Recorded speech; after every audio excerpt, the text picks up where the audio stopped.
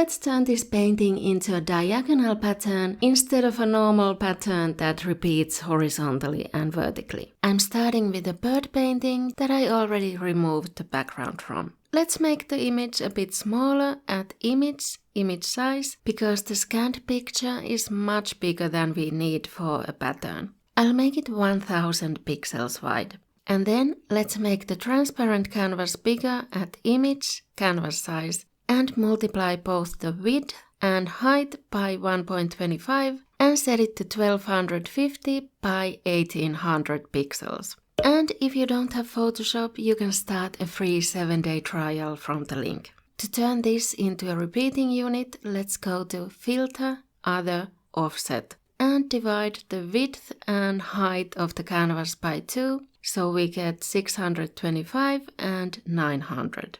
Make sure you have Wrap Around selected and click OK. Let's take the Rectangle Select tool from the left toolbar and select the top left corner of the image and press Ctrl X and Ctrl V to cut and paste it into a new layer. Make sure you have the old layer selected and do the same for the bottom left corner. Paste it into a new layer that you can move and switch to the Move tool.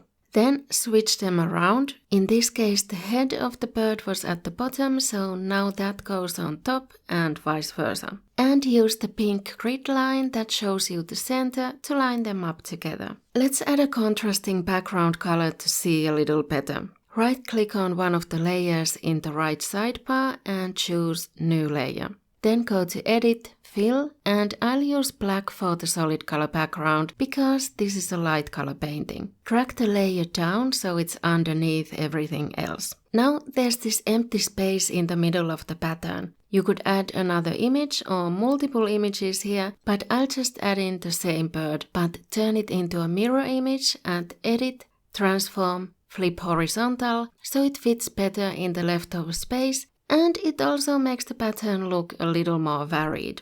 I'm trying to find a good place for it, but it still doesn't fully fit, so I'll use the lasso tool from the left toolbar to cut out some of the flowers from behind the parrot's back and some of the leaves, making sure I'm on the right layer when I'm deleting the selections by pressing Ctrl X.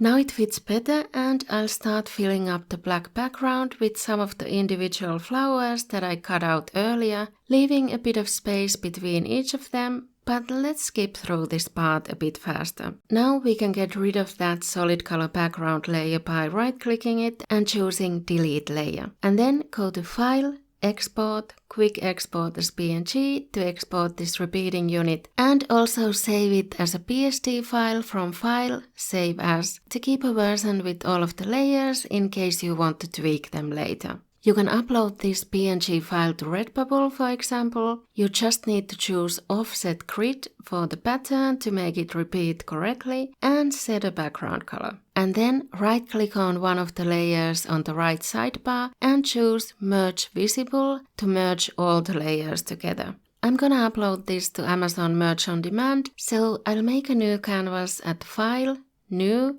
and make it the minimum size you need for the all-over print products there, which is 3000 by 3200 pixels, and make sure the background is transparent. Now you cannot just turn this into a pattern and fill the new canvas with it automatically. That only works for a regular grid pattern. So I'll undo it with Ctrl Z and let's put together the pattern manually instead.